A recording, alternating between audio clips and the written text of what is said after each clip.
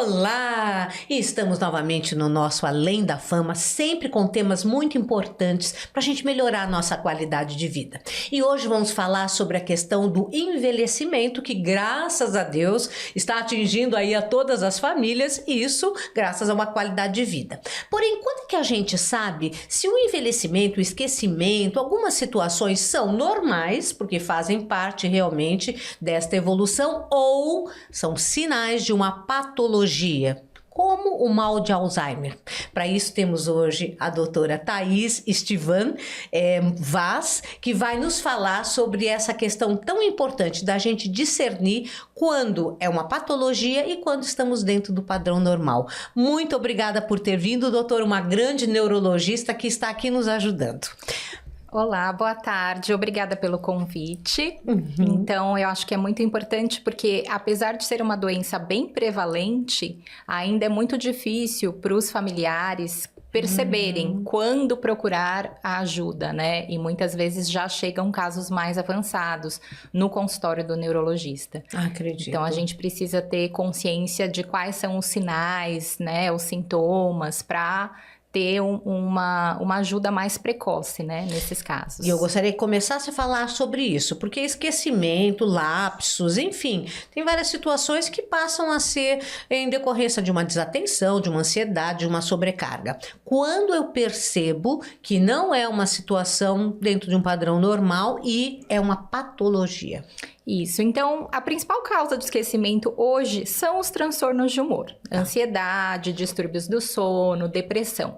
Porém, no idoso, principalmente após os 70 anos, que começa a ter um esquecimento que afete a execução das atividades da vida diária, aí sim é que acende a luz vermelha, né? Porque o esquecimento, às vezes, de nomes, ou contar uma história repetidamente, ou não lembrar onde guardou um objeto, ou aquela senhora que deixou o feijão queimando porque foi estender a roupa, atender o telefone, esse esquecimento a gente ainda não se preocupa tanto, porque ele pode estar dentro de um contexto realmente dos distúrbios de humor, ou até múltiplas tarefas, né? Que hoje em dia o cotidiano da vida pede múltiplas tarefas e muitas vezes a gente, na realização de múltiplas tarefas, vai esquecer alguma coisa, né? Ainda mais com a idade, o cérebro ele perde a capacidade de focar em várias coisas com qualidade ao mesmo tempo. Então, vai fazer um monte de coisa, alguma coisa acaba dando errado.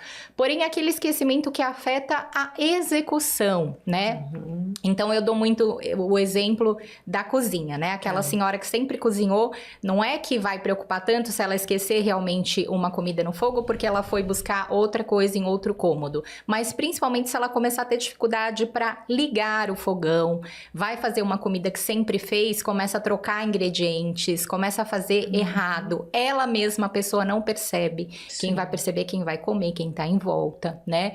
Ou aquela pessoa que sai, vai no mercado, numa farmácia, é muito comum os idosos falarem, eu tô preocupado, eu fui no mercado querendo comprar 5 coisas, voltei e esqueci uma coisa. Eu falo, mas você levou uma lista? Porque hoje em dia é tanta coisa que a gente não decora a lista de mercado. Então não preocupa a pessoa que foi num lugar e esqueceu porque não levou lista, perdeu, deixou em casa. Mas é aquela pessoa que começa a ter dificuldade no processo. Chegar num local que sempre foi, escolher um produto, pagar, receber o troco. Então começa a perder dinheiro sem perceber. Começa a se perder nos lugares, né? Então é um esquecimento que chama atenção. E até atividades básicas do dia a dia podem começar a ser comprometidas. Por exemplo, a pessoa esquecer que tem que tomar um remédio, começar a tomar a mais ou a menos, e isso virar uma rotina. E em casos já mais avançados, começa a esquecer coisas básicas. Esquecer que tem que tomar banho, fazer uma refeição, né? Então, às vezes, já chega no consultório nesse extremo, né? Mas e todo o resto, né? Que já poderia ter sido visto antes. Falando nesse ver antes, o que seria, assim, uma atitude da família preventiva para esse tipo de situação que, de alguma forma, não digo mal de Alzheimer, mas o envelhecimento ele vai gerar. Isso, então assim, sempre observar se o idoso, ele tá conseguindo executar normalmente as atividades dele, de vida diária. É claro, tá mais lento, a memória mais lentificada, não ter capacidade de fazer várias coisas, isso é normal, todo mundo com a idade vai ter. Porém, se começar a ter aquela coisa, pagou uma conta duplicada mais de uma vez, perdeu o cartão no banco já 2 vezes, a senha foi bloqueada já 4 vezes, opa, aí tem alguma coisa errada, aí precisa ver melhor, né? Ou muitas vezes também, além da parte da memória, na demência de Alzheimer, e até dentro do espectro da doença antes de virar demência, começa a haver uma alteração do comportamento. Exemplo. Então, isso também chama atenção. Então, aquela senhora que sempre foi recatada, tudo, começa a falar palavrão, começa a sair com uma roupa mais decotada que nunca usou na rua, né? Ou aquele senhor também que sempre foi correto, tranquilo, começa a dar em cima de moças na rua, né? Começa a ficar mais agressivo, mais agitado. Então, essas mudanças repentinas de comportamento com a idade também chamam atenção. Não só para o Alzheimer, como para outras demências, mas dentro do Alzheimer a gente vê também, além do déficit de memória, começa a ter alteração de comportamento. Aquele tipo de situação em que o idoso começa a dizer que alguém mexeu nas coisas dele, que teve alguém que entrou, que fez alguma coisa, isso também deve nos levar, porque muitas vezes a gente fica realmente na suspeita de que tem alguém que pode, né, às vezes um funcionário, uma pessoa estranha, enfim. Isso, porque às vezes até o paciente já chega tendo algumas alucinações e delírios persecutórios. Por exemplo? Então, sim, por exemplo, falar que entrou alguém na casa e que a pessoa até vê, fala, olha, eu vi, entraram aqui alguns meninos, né, mexeram na minha gaveta, mexeram na minha bolsa, né, ou falar que apareceu um bicho na parede no meio da noite, e aí já entram as alucinações visuais. Ou até alucinações auditivas, começar a ouvir histórias, falar que tem gente xingando, que o vizinho tá fazendo isso e aquilo, e aí a família vai checar, não tem nada daquilo, né? Ou o filho, a filha vai dormir na casa do idoso, que às vezes mora sozinho, para perceber se vê essas coisas, não ouve nada, não vê nada, e a pessoa tá falando que aquilo existe.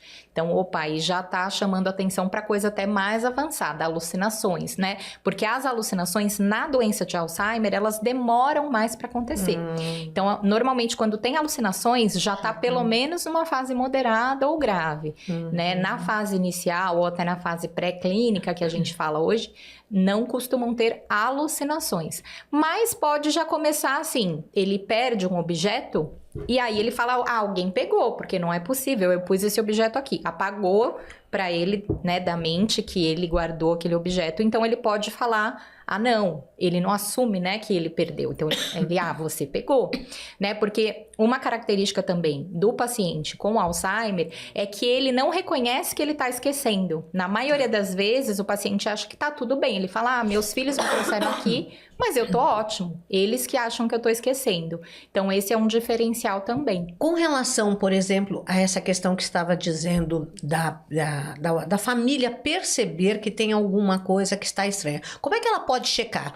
Me deu essa ideia. A pessoa vai dormir no final de semana com a mãe, com o pai, enfim. Quais são as outras dicas práticas que dá para que a gente possa checar se aquilo está dentro de um padrão normal, de um esquecimento, ou se aquela alteração de fato tem algum tipo de patologia? Sim. Então, por exemplo, às vezes a gente vê aconteceu muito na pandemia, né? O idoso que fazia tudo, de repente os filhos não deixam nem mais sair de casa. Sim. Vão fazer mercado, vão fazer compras, e em alguns casos isso se manteve. Acabou a pandemia, continuou aquela rotina do filho fazer tudo, levar tudo na mão. Isso é muito ruim, porque não dá para medir se a pessoa está perdendo a capacidade de executar. Então, o que eu sempre falo, deixa ele fazer, não dá tudo na mão, né? Deixa ele lá no banco, leva ele, vê se ele tem capacidade de decidir sobre uma aplicação, uma retirada de dinheiro, leva no mercado, na farmácia, mas deixa ele escolher, deixa ele decidir o que precisa comprar, como vai pagar. Perfeito. Porque se dá tudo prontinho na mão, você não consegue nem perceber o que a pessoa está perdendo, né? Então, esse é também algo que prejudica bastante. Principalmente a gente vê casais mais idosos que a esposa faz tudo. Sim. Faz o prato do marido, coloca na frente dele para ele comer. Eu falo, não, deixa ele lá pegar o prato dele, fazer as coisas, porque isso também às vezes atrasa o diagnóstico, né? Porque a pessoa recebe tudo na mão, além do que aumenta o risco do cérebro degenerar, né? Porque é um cérebro que não tá ativo de ir lá realizar as coisas, recebe tudo prontinho. Isso é ruim. Sim. E nessa parte de cognição, tem algum tipo de exercício que possa ser feito, a leitura constante, perguntar o que viu, enfim, tem alguma dica para que a gente possa estar auxiliando o cérebro a exercitar e ao mesmo tempo a perceber se a cognição está ok? Sim, então assim, o que a gente fala, porque como não existe um remédio que previne a doença, a prevenção tá na qualidade de vida, tanto física como cerebral. Então, para ter qualidade de vida, uma das coisas é o estímulo cerebral. Então, principalmente aquele idoso que se aposenta, se ele se aposentar e ficar o dia inteiro na frente da televisão ou só na mesma rotininha todos os dias, é um grande fator de risco. Então, a gente fala, tem que ter estímulo de novos raciocínios. E aí entra desde leitura, palavra cruzada que todo mundo fala, isso é importante, mas qualquer coisa que estimule o raciocínio tá valendo. Então, de repente, fazer um curso, aprender uma língua, jogos, montar quebra-cabeça, até quem tem neto, né, eu falo, ó, joga com seu neto, vai montar, né, aqueles brinquedos com cubos, que você vai fazer construção, pega coisas para escrever também, não só ler, porque às vezes a pessoa lê, vira a página, acabou, não tá gravando nada. Isso mesmo pra gente, quando a gente tá num estado mental que a gente não tá conseguindo gravar, se a gente grifar, escrever, fazer resumo, como se estivesse na escola, aí vai funcionar, vai fluir de maneira melhor, o foco vai ser melhor, e aí sim vai estimular de verdade, né? Outra coisa também, a parte de atividade física, é muito importante para tudo, né? Para a saúde em geral, a gente sabe que hoje em dia a atividade física tem que ser encarado como algo obrigatório, não algo, é bom fazer, não, tem que fazer. E entra também nessa prevenção, porque a saúde física também vai contribuir para a saúde cerebral, né? O bom controle das doenças crônicas, então principalmente quem tem hipertensão e diabetes, porque senão vai afetando a parte vascular cerebral e é fator de risco, tanto para o Alzheimer como para outras demências, como a demência vascular. Então, cuidar bem das doenças crônicas, ter uma boa alimentação, fazer atividade física e continuar estimulando o cérebro para sempre. Aliás, o idoso que se aposenta, ele tem que estimular ainda mais. Né? Esses pequenos trabalhinhos do dia a dia, consertar alguma coisa, requisitar para o idoso algum tipo de, como se fosse uma ajuda mesmo, isso auxilia? Sim, com certeza, dar uma função, né? Então, em vez de chamar profissionais para fazer tudo em casa, num idoso mais velho que estava acostumado a arrumar alguma coisa em casa, deixa ele lá, deixa ele arrumar, deixa ele trocar uma lâmpada, arrumar uma tomada, consertar um aparelho doméstico dentro do que pode ser consertado. Então, sim, esses pequenos estímulos e dar funções para o idoso, isso ajuda muito. A gente vê, por exemplo, que idosas ou até idosos que cuidam de netos também têm um estímulo muito bom. Porque a criança, ela estimula, né? O tempo inteiro, né? Ela requisita, ela pede, então ela ótimo também para eles, né? Porque ajuda a estimular e tá sempre mudando, né? É sempre uma coisa que jamais vai entrar numa constância. Então, tá toda hora tendo que ter novos raciocínios, principalmente conforme a criança vai ficando mais velha, né? Vai mudando as fases da criança. E outra coisa, eu acho que é a autoestima como melhora, né? Quando a gente sente que está sendo útil, que a gente sente que está tendo alguma função, né? Isso principalmente para o idoso que teve toda a sua vida e de repente entra num declínio na questão mesmo da realização das coisas, isso auxilia muito, né? A pessoa se sentir, sou útil, então esse reconhecimento também ajuda na parte emocional, não é verdade? Sim, com certeza. E a parte emocional não tratada acaba sendo fator de risco também, porque aquele idoso que está ansioso, que está deprimido, que está dormindo mal, não vai conseguir estimular o cérebro com qualidade. E aí, consequentemente, com o passar do tempo, essas doenças não tratadas também são fatores de risco para o desenvolvimento de uma doença como o Alzheimer. Olha quantas coisas nós estamos aprendendo e vamos aprender muito mais, porque a gente vai rapidinho para o intervalo e voltamos com mais dicas com relação a como você pode diagnosticar o Alzheimer e aí falar um pouco mais sobre essa questão da prevenção. Aguardo por você.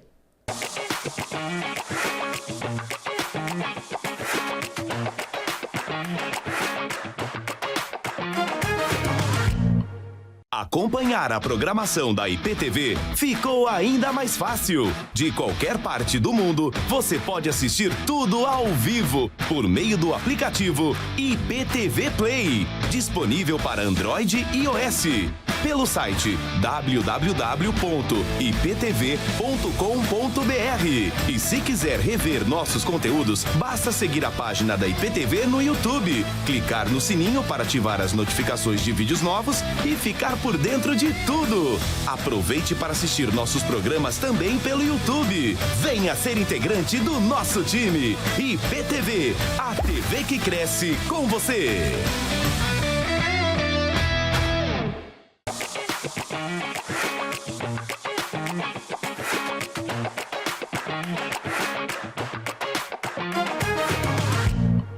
E voltamos com o nosso Além da Fama, com esse tema tão importante, a questão do mal de Alzheimer. Como você pode ter atitudes para prevenir. E eu gostaria que voltasse a falar sobre isso, doutora. Quais são as atitudes que eu posso ter já jovem, quer dizer, não eu, as pessoas em geral, jovens, e para tentar evitar a questão do desenvolvimento do mal de Alzheimer? Então já programar, né, a sua velhice, né? Sim. Programar para lá na frente, quando você for idoso, conseguir executar tudo isso que eu comentei em relação à qualidade de vida, que vai levar a um cérebro mais saudável. Então, programar que você vai ter que ter atividade física regular, uma boa alimentação, um tempo todo dia para ter estímulo de novos raciocínios. Então, programar de repente de fazer um curso, aprender uma língua, aprender a tocar instrumentos também, isso é muito bom,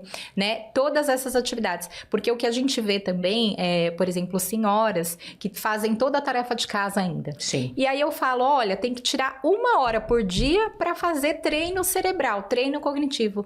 Nossa, mas doutora, eu trabalho o dia inteiro. Aí depois eu quero sentar e ver alguma coisa na televisão. Então é uma dinâmica que a gente já tem que se planejar para priorizar aquele tempo. Priorizar aquele tempo para atividade física, priorizar aquele tempo para estímulo cognitivo, porque senão entra na rotina e faz tudo menos isso. E deixa de fazer o que é mais importante, né? Ou até atividade física, ainda temos a cultura dos idosos. Eu acho que as próximas gerações, né? Nós, como quando ficarmos mais idosos, não. Mas os idosos atualmente ainda têm uma visão que, às vezes, a atividade física é se der tempo.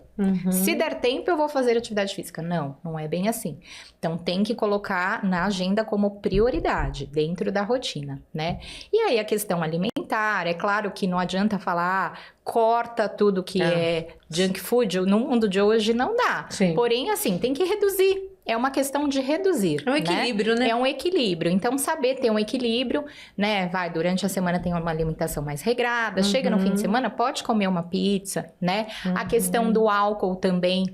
O álcool em excesso é tóxico para o sistema nervoso central. Mas você vai falar, não bebe mais? Não, né? Tomar uma tacinha de vinho, uma cervejinha no fim de semana, desde que não haja outras contraindicações relacionadas a outros problemas de saúde, não vai fazer mal, né? Então, tudo isso faz parte. A parte de genética... Eu tenho familiares de primeiro grau com a doença. E aí, eu vou ter... A parte genética dentro da doença de Alzheimer não tem uma preponderância tão grande. É mesmo? Não. Primeiro vem a própria idade. Então, quanto mais a gente vive, maior o risco do cérebro degenerar com doenças, como o Parkinson, o Alzheimer, a epilepsia. Do mesmo jeito que no corpo a gente fica mais suscetível a ter artrose, por exemplo. Depois vem realmente aquele idoso que eu falei, que se aposenta e não faz nada, fica, né, o dia inteiro na frente de televisão. Então, primeiro fator de risco, idade. Segundo, idoso sem estímulo. Depois, a saúde em geral, que aí entra não controlar bem doenças crônicas, não fazer atividade física, não ter uma boa alimentação. E aí, em quarto, vem o fator de risco genético, né? Então, aumentando ali de 10% a 20% quem tem um familiar de primeiro grau, mas se você trabalhar bem o que pode ser trabalhado, você diminui esse risco. É claro que existem outros tipos de demências precoces, o próprio Alzheimer precoce, que é aquele que surge antes dos 60 anos, aí a gente sabe que nesses casos a carga genética é maior. Porém, para o Alzheimer, o clássico, que vai começar ali depois dos 70 anos principalmente, aí o risco genético não é o principal. Né? Então, aí a gente trabalha muito nessa questão, você tem um familiar, calma, você não tem um risco tão alto, você tem que fazer a sua parte, né? Perfeito. E exames? Existem exames que já ajudam nesse diagnóstico, ou seria uma tomografia do cérebro? O que seria, doutora? Sim, nós ainda utilizamos a tomografia e principalmente a ressonância, principalmente a ressonância para ver melhor ali a Qual área. a diferença entre tomografia e ressonância? A tomografia, ela acaba sendo melhor para ver a parte óssea, ver a parte do tecido cerebral também, mas ela a gente usa mais até para investigação, por exemplo, de AVC ou determinados tumores, já dá para ver na tomografia, sangramentos. E a ressonância, quando a gente quer ver mais detalhes do tecido cerebral. Então, por exemplo, para a gente ver ali a região dos hipocampos, que são as principais estruturas relacionadas à memória, né? A gente precisa ver melhor pela ressonância, né? Dá para ver já alguma coisa pela tomo? Sim, mas muitas vezes a ressonância traz maiores detalhes. Mas tem muitos casos de pacientes com Alzheimer já bem típico, com tomografia e ressonância normais. É mesmo? Porque muitas vezes é uma alteração microestrutural que não aparece nesses exames. Então, nós temos outras ferramentas hoje em dia que estão sendo utilizadas. Tem um exame de sangue, que pode ser coletado tanto pelo sangue quanto a amostra de saliva, que é um teste genético para ver se tem um determinado par de genes, né? Ele vai ver ali os alelos para ver se tem um risco ou não de desenvolver a doença. Nós não pedimos como triagem, né? O paciente fala, eu tenho pai com Alzheimer, eu quero fazer o teste para saber. Eu não recomendo. Por quê? Porque você pode cair lá no par que dá um risco de 99% de ter a doença e não desenvolver. E aí você vai ficar a vida inteira com aquele medo, aquela ansiedade, aquele pavor, eu vou ter a doença e não tem. Sim. Quando que a gente pede esse teste, e tem também um mais específico, que aí é o líquor, aquele famoso líquido da espinha, aquele lá ainda é mais específico que o teste genético pelo sangue, que ele vai ver se no cérebro já tem ali aumento de proteínas, que quando mutadas e elas se agrupam de determinadas maneiras em determinadas regiões do cérebro, levam à patologia, né? Levam ao desenvolvimento da doença. Então, o líquor e até o teste genético, nós estamos indicando hoje para aqueles pacientes que têm, sim, um declínio cognitivo, um transtorno cognitivo leve, que nós chamamos, que está piorando dia a dia, que está começando a acender a luz vermelha. A gente não espera mais virar um quadro típico de demência. Quando tem já um declínio cognitivo, nós já pedimos. Por quê? Até porque hoje em dia existem algumas drogas modificadoras da doença que, se usadas nessa fase pré-clínica ou na fase bem inicial, elas têm um curso muito melhor. Elas não curam ainda não existe medicamento que cure, mas eles conseguem segurar muito mais a evolução da doença do que os medicamentos que existiam aí, né, nos últimos anos. Então, esses medicamentos modificadores da doença são agora, nos últimos 3 anos que estão surgindo. Aqui no Brasil chegou o ano passado, né, o primeiro medicamento que é injetável modificador da doença. Em que momento, então, ele é introduzido, essa medicação? A pessoa, a doutora, visualizou os exames, enfim, e ali observou que existe um fator de risco, não é que já está desenvolvido. Porque nós vemos, nesse caso, para poder introduzir esse tipo de medicação, nós temos que ter um marcador biológico. E aí entra a importância ou do teste genético, ou a gente prefere até o líquor, que é mais específico. Tem alteração em um desses exames, já dá para indicar o medicamento. Esse medicamento provavelmente é muito caro. É muito caro e, assim, não é só a questão de ser caro, né? Porque os pacientes estão conseguindo judicializar, estão conseguindo pelo governo o fornecimento quando bem indicado, quando tem tudo certinho. Porém, é porque existem riscos, né? Não são medicamentos totalmente inertes. Então, você tem que monitorar, o paciente tem que fazer ressonância, né, perto das aplicações, porque há um risco ainda de edema ou sangramento cerebral depois das aplicações. Então, a gente tem... Por isso que ele tem algum anticoagulante? Não, ele não tem anticoagulante, mas quando ele vai diminuir a formação das placas beta-amiloide, né, que é uma das proteínas que estão mutadas e levam ao acúmulo dessas placas no cérebro, se ele diminui muito, ele pode levar a um sangramento.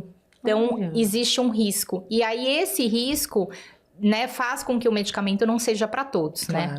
Então, a gente indica, e também não só por isso, porque os estudos mostraram que eles não funcionam na fase moderada e grave. Então, tem que ser aquele paciente ou na fase pré-clínica ou na fase inicial. E mesmo para esses, se não tiver o biomarcador, não vale a pena correr o risco, né? Porque aí você vai correr o risco para uma pessoa que não tem sinais de que está desenvolvendo a patologia no cérebro. Então, nesse caso, não tem o sinal. Aí não entraria com outra medicação também? Sim, nós temos outras medicações que já são usadas há anos, né? Há mais de 15 anos. E aí, eles são os medicamentos mais tradicionais, que nós continuamos usando, né? Que aí tem os medicamentos via oral e tem um também que é um PET, né? Um adesivo.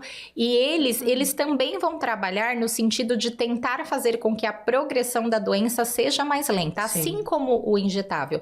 Porém, o injetável, ele segura mais essa progressão, né? De uma maneira mais eficaz, porque ele vai atuar diretamente na patologia da doença, né?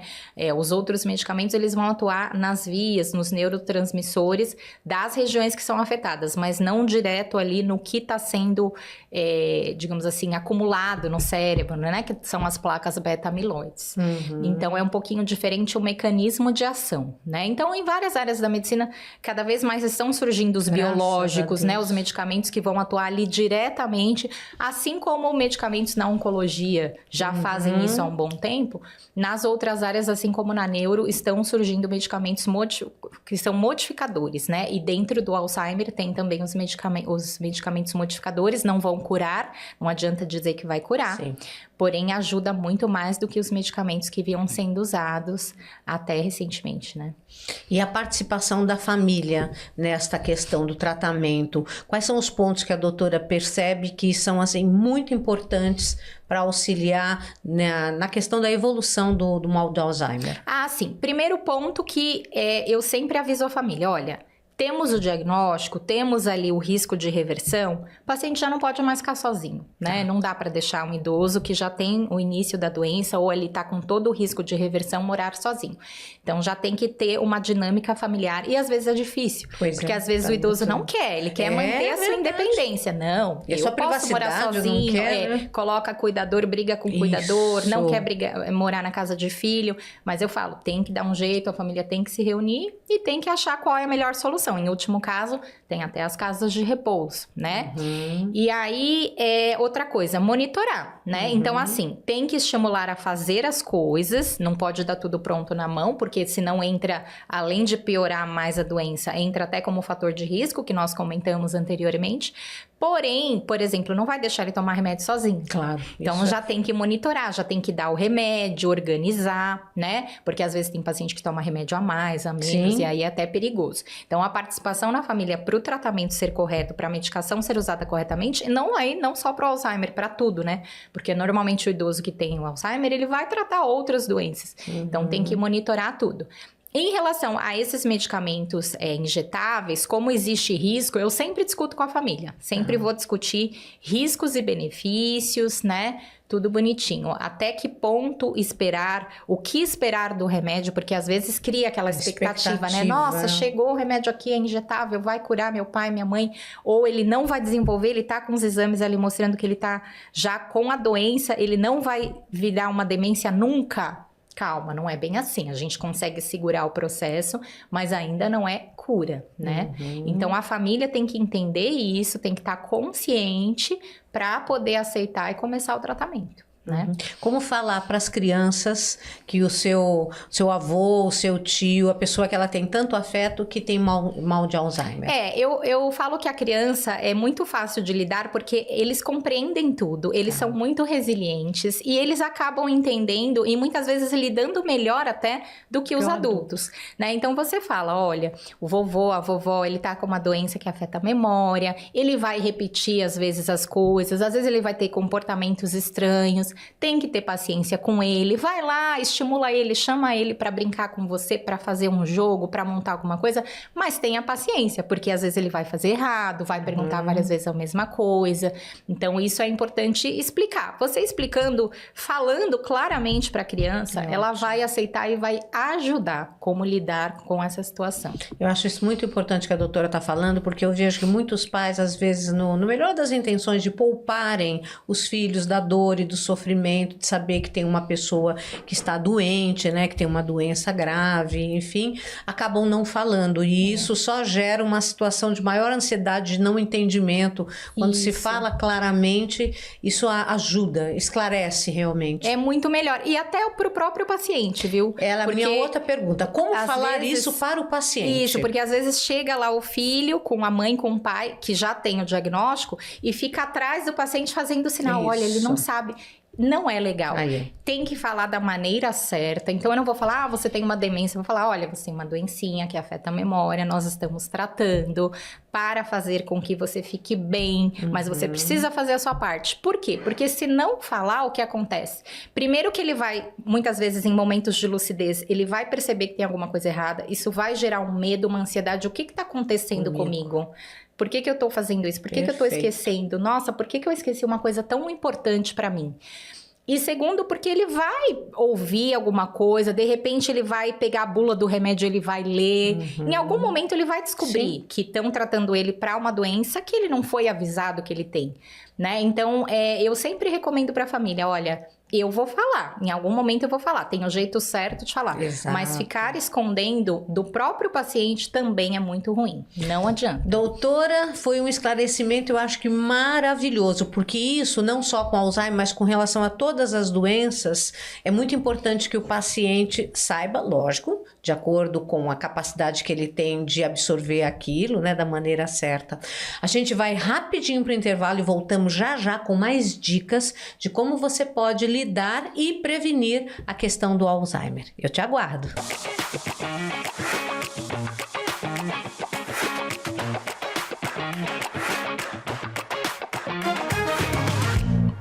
Acompanhar a programação da IPTV ficou ainda mais fácil. De qualquer parte do mundo, você pode assistir tudo ao vivo por meio do aplicativo IPTV Play, disponível para Android e iOS.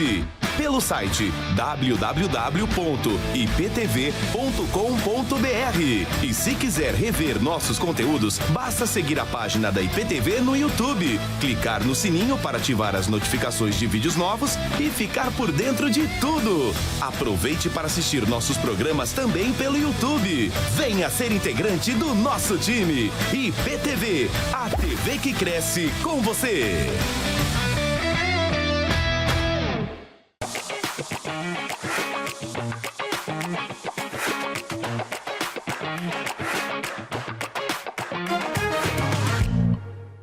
E voltamos com o nosso Além da Fama, com esse tema tão interessante e atual, o mal de Alzheimer. Estamos aqui com essa neurologista fabulosa, a doutora Thaís, que está nos dando dicas de como a gente pode prevenir. E agora eu vou falar sobre as redes de apoio. Então já sei que o meu familiar, infelizmente, é portador do mal de Alzheimer.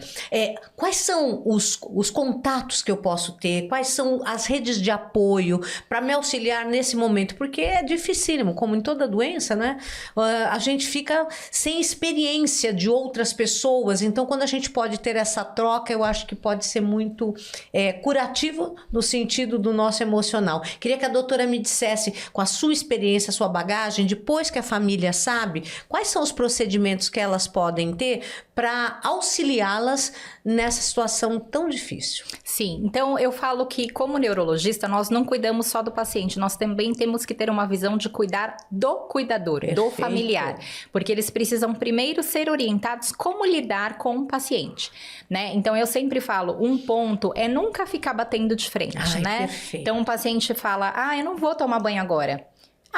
Vamos tomar banho, você precisa tomar banho. Aquilo vai gerar o quê? Muitas vezes ansiedade, briga, muitas vezes agressividade física. Então, falou que não quer tomar banho? Ok. Dá-lhe 10 minutos, olha, eu trouxe um shampoo novo, um sabonete cheiroso. Tem que ter jogo de cintura, né? Também não pode ir contra e também não entrar nas fantasias, né? Porque às vezes o paciente está tendo uma alucinação auditiva ou visual, né? Eu falo para o familiar, não adianta ir lá e falar, nossa, não tem nada ali, você tá louco. Não vai falar assim. Mas também não adianta você entrar nisso.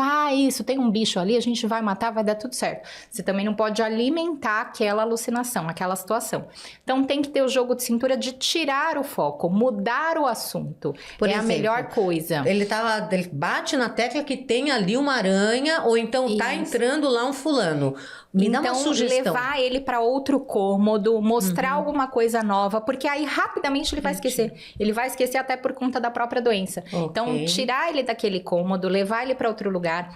Acontece muito também no Alzheimer uma síndrome que nós chamamos de síndrome do pôr do sol. Chega no final da tarde, o paciente começa a ficar pior, mais confuso, não reconhecer a própria casa. E aí, o que fazer nessa hora? Pode tentar mostrar objetos bem familiares da casa para ele. Falar, olha, é claro que você está na sua casa, olha esse quadro, lembra desse quadro? Lembra desse móvel que você escolheu, que você gosta tanto? Isso ajuda. Ou muitas vezes, quando isso não ajuda, também tentar tirar o foco. Dá uma revista para ele ler, dá alguma coisa para ele folhear, né? Pedir uma ajuda. Fotos antigas podem ajudar também. É que as fotos antigas têm os dois lados. Sim. Ajudam, né, o paciente a lembrar algumas coisas, mas também, às vezes, o paciente fica assustado, porque com o tempo, o paciente com Alzheimer, ele começa a achar que ele está vivendo no passado. Tá. Então, ele vai retrocedendo. Então, tem paciente que chora que quer a mãe, que quer o pai. Então, às vezes, se você mostra uma foto e fala, olha, isso aconteceu há X anos, ele vai se assustar, porque ele acha que ele está naquela época. Então, isso tem que perceber, caso a caso, em que fase o paciente está, em que nível ele está, para você saber que ferramenta utilizar, né? Então, tem paciente que já tá num nível que já não vai adiantar nada você mostrar uma foto, ou ele já nem vai reconhecer, ou vai gerar esse desconforto dele achar que, né, que é outra pessoa ali, porque ele não tá naquela fase, não reconhece o próprio rosto, não reconhece os familiares, né? Então, a gente sempre orienta, veja como é, porque por mais que existam as dicas de como lidar com todos, cada um é cada um, né? Sim. Cada indivíduo é cada indivíduo. Então, nunca bater de frente e ter ajuda também da comunidade ali, do bairro, os vizinhos. Todo mundo tem que saber que tem uma pessoa com a demência, porque acontece muito também do paciente idoso falar e sair, fugir, ou então falar, estão me batendo aqui, estão me machucando, e aí pensou, chamam a polícia, né? Então, a gente sempre faz laudo pro familiar se respaldar, ter um laudo ali para mostrar em banco, em cartório, até entrar com processos, por exemplo, de curatela, né, do idoso, mas a gente fala, usa esse laudo até se você precisar mostrar para alguém, para um vizinho, né, para alguém que denunciou porque achou que está causando maus tratos, né? Porque às vezes o paciente grita e aí parece mesmo que são maus tratos. Então, tudo isso é importante. Familiar já saber que todo mundo ali da comunidade, do bairro, do prédio, tem que saber que existe um paciente com doença de Alzheimer e que pode acontecer isso e aquilo, que ele vai gritar, que ele vai ter um comportamento estranho, até para não gerar outros problemas, né? Até judiciais. Então, isso é importante. Outra coisa importante também é não deixar objetos que ele pode se machucar, né? Comida também tem que ter muito cuidado, né? Como lidar quando ele não quer comer, quando ele diz que aquela comida está estragada. Então, tem os dois lados. Tem pacientes que ficam compulsivos por alimento, né? Então, teve um paciente, eu nunca esqueço, que a esposa me falou que ele comeu 20 bananas. Aí eu falei, mas por que tinham 20 bananas à disposição para ele? Na fruteira. Aí eu falei, não dá, né? A senhora tem que deixar uma ou duas ali pro dia inteiro. Ninguém pensa tem que nisso, esconder, tem que guardar. A mesma coisa com salgados, bolacha, todas essas coisas que se ele comer em quantidade, qualquer coisa, né? Comeu compulsivamente, vai passar mal. E aí tem paciente que esquece que almoçou, quer almoçar de novo. E aí tem que usar a ferramenta, dá de pouquinho, porque aí se ele pedir de novo, você pode dar mais um pouquinho, né? Ou se ele começar a entrar naquilo que quer comer sem parar, também dá alguma coisa para ele fazer para tirar o foco daquilo, né? E não deixar as coisas na visão dele, que às vezes você tem que fazer igual uma criança muito pequenininha. Isso que eu ia falar, como uma criança, né? Se você deixar ali doce, pão, ele vai querer comer o tempo inteiro. Você tem que restringir, tem que guardar, né? Tem que saber como e onde oferecer. E tem também o outro lado, os pacientes que não querem mais comer, Exato. né? Tanto no início por perda de apetite mesmo, ou mais pra frente eles começam a ter dificuldade até para deglutir, para todo o processo motor da alimentação. Mas aí é outra história, né? Porque aí são aqueles pacientes que às vezes têm que entrar com sonda, bolsa de gastrostomia, né? Para se alimentar. Mas no início, quando o paciente ainda tá deglutindo bem, às vezes mesmo assim ele perde o apetite. Aí nós usamos alguns, né, estimuladores do apetite e também essa estratégia. Não quer comer muito? Dá de pouquinho, mas dá várias vezes ao dia, né? Que isso ajuda também. E quando ele insiste só naquele tipo de alimento que ele gosta. Então, ele só quer o doce, mesmo procedimento, tirar da frente, tirar a atenção. Muitos ficam seletivos, né? Só querem comer besteira. Exato. Aí você realmente tem que deixar passar fome um pouquinho, porque aí ele vai acabar aceitando outros alimentos. E não pode comprar, não pode ter em casa, né? Ou você tenha em casa, trancado num armário e vai oferecendo ali de acordo com o que dá para oferecer, né? Para não gerar outros danos para a saúde para o paciente. Né? Quais outras dicas que a doutora dá para que a família consiga superar, né, esse momento de luto num primeiro momento, né? Tem muita informação hoje em dia, né? Na internet, tem livros, tem até a Associação Brasileira da Doença de Alzheimer, que aí o paciente ele vai ver matérias, vai ver dicas para o cuidador, né? E aí até dicas também de como lidar, como ajudar na hora de trocar, de dar um banho, alguma coisa assim que muitas vezes a gente vê que às vezes pacientes que já estão mais avançados tem ali o familiar que já é o cuidador e um familiar que é o outro idoso. Então a gente vê 2 idosos, um cuidando do outro. E aí chega uma hora que eu falo, não dá, você não pode mais cuidar sozinho ou sozinha. Você tem que ter apoio ou dos filhos, ou se não for morar com alguém, tem que ter cuidador. Ah, não dá para ter cuidador 24 horas. Pensar em casa de repouso, porque às vezes a família fica, eu vou levar para casa de repouso, eu vou abandonar. Não, essa é a primeira sensação. Né? Tem um momento que a casa de repouso vai ser ótima pro paciente também, porque aí ele vai ter uma rotina certinha, vai ter profissionais que sabem como lidar, como manejar, como fazer tudo dar certo, né? E aí em casa, às vezes, está sobrecarregando. Então, tem filhos que falam, não vou levar meu pai para casa de repouso, mas quem tá cuidando dele é a minha mãe. Sim. Vai ver, ela tá doente também, né? Ela tá deprimida, tá ansiosa, não tá cuidando da saúde dela, pode adoecer junto, né? E vice-versa também. Nossa, essa dica, porque realmente o cuidador, ele sofre, acredito que às vezes muito mais do que o próprio paciente, porque ele se sente impotente, quer dar o seu melhor, muitas vezes não cuida de si para dar atenção plena, então ser cuidador significa cuide também de você, não é, doutora? Isso, com certeza. E tem também, né, que saber muitas coisas que ele vai ouvir, não vai se ofender, né? Sim. Entrou por aqui, saiu por ali. A pessoa que tá falando aquilo já não é, de fato, a pessoa que ela sempre foi, né? Perfeito. Mudou a consciência. Ela já não tem mais discernimento do que ela tá falando, não tem mais insight do que ela pode fazer. Então, você que tem que ter a paciência e o jogo de cintura para saber lidar com isso, né? Da melhor maneira possível. Tem algum fórum, algum tipo de site que a doutora recomende, porque vê que tem informações, não que os outros não sejam adequados. Eu estou dizendo, às vezes tem informações mais claras, mais científicas, que possam auxiliar? Sim, a própria Associação Brasileira de Doença de Alzheimer. Então, assim como tem de Parkinson, de esclerose múltipla, se jogar lá no Google Associação Brasileira da Doença de Alzheimer, vai aparecer bastante coisa. E os próprios sites de universidades, né, da Unifesp, da USP, sempre tem ali alguma informação dentro da área da neurologia, da parte da neurocognição, né, que a gente fala, que cuida disso. É bem interessante. Mas tem também uma rede social sua, não é? Sim, Fale sobre ela, que nós queremos eu muito. tenho o meu Instagram, que é o @DRAThaís_Vaz, e tem também uma plataforma que recém-criada, o Instagram tá novinho, que é o Neurologista Online.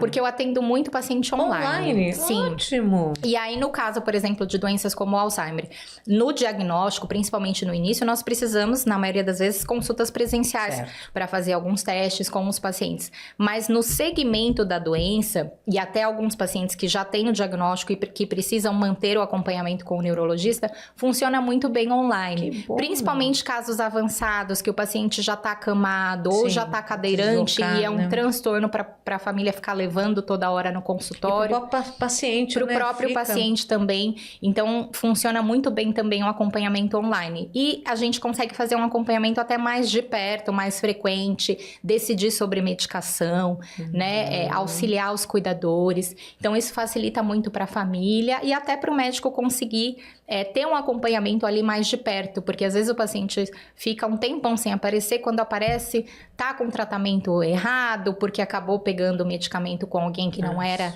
né, especialista, ou tá sem medicamento, porque acabou, não conseguiu voltar. Então, aí com o atendimento online, facilitou muito esse acesso para a família, para o paciente e principalmente para conseguir seguir o tratamento certinho. Ah, com certeza. Aí estava falando sobre a medicação. E quando o paciente se nega a tomar a medicação, esse é um problemão. Esse é um problema também. Qual seria uma sugestão, assim, umas dicas que a doutora eu dou as dicas práticas, alguns comprimidos dá para macerar, né? Macera direitinho, mistura na comida. Ou até, dependendo, dá para colocar dentro de um pedacinho de comida. Dentro de uma banana, amassa ali e coloca, né? Ou então falar para o paciente que é outra coisa. Falar que é uma vitamina, né? Porque às vezes o paciente fala, não, eu não tenho essa doença, eu não vou tomar esse remédio. Verdade. Fala que é uma vitamina, dá ali para ele e ele vai aceitar, né? Então tem que ter realmente jogo de cintura. Cuidador, o familiar, essa é uma palavra que eu uso muito, jogo de cintura com o paciente. Nossa, e essas dicas são importantes, porque são coisas assim, simples entre aspas, mas a gente não pensa, só com a experiência mesmo é que pode dar esse norte. Maravilhoso. E tem mais alguma coisa, doutora, que acharia importante ressaltar para que auxilie aí as pessoas que estão nos assistindo? Eu acho que o mais importante na dúvida, leve ao neurologista, procure um neurologista, porque tô em dúvida ali se esse esquecimento é da idade, se é porque ele tá ansioso, ou se já é alguma coisa que eu devo me preocupar. É melhor levar antes, preventivamente, do que deixar evoluir. Então, esse é um ponto muito importante. Outro ponto muito importante também, monitorar, né? Ficar de olho, né? Porque faz a diferença também, depois acontece alguma coisa, alguma tragédia, né? Deixa gás ligado, se perde na rua, é assaltado, é raptado porque saiu sozinho e alguém se aproveitou de ver aquele idoso ali perdido. Então, se monitorar, se começar a procurar ajuda já nos primeiros sinais, isso faz toda a diferença, porque quanto antes nós iniciamos o tratamento, mais nós conseguimos segurar a evolução da doença. Perfeito. E câmeras, doutora, recomenda? Câmeras podem ajudar, mas assim, não são indicados quando o paciente já tem o diagnóstico. Não adianta querer, ele não quer morar com alguém, então vou colocar a câmera que vai dar tudo certo. Pode acontecer alguma coisa que não dá tempo de você chegar, né?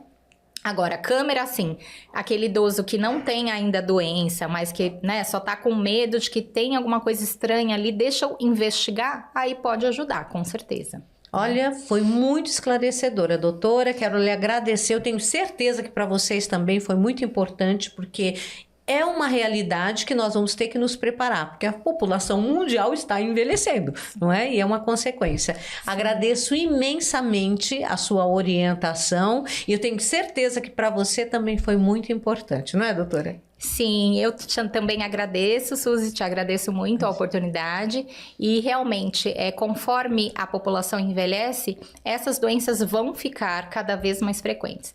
E saber como lidar com elas e tudo que a gente pode fazer para preveni-las da melhor maneira possível é muito importante. Esse é o nosso objetivo e eu aguardo vocês na próxima sexta-feira às 8h30 da noite aqui no nosso Além da Fama com mais dicas de como a gente pode melhorar a nossa qualidade de vida com a informação. Beijo a todos e até mais!